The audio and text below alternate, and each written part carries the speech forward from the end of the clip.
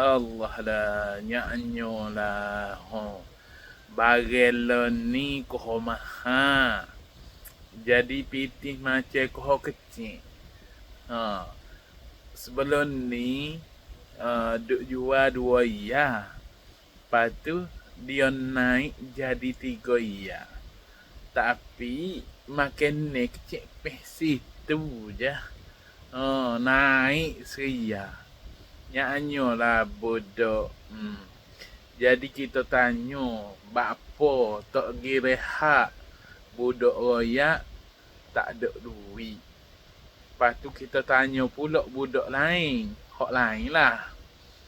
Bukan budak tula. Kita tanya, bapa tak rehat, jawapan dia sama, tak ada duit. Allah, kita tengok pun siye. Lepas tu gak duk meta, Ustaz, tubik meta, kita bertanya nak pergi mana?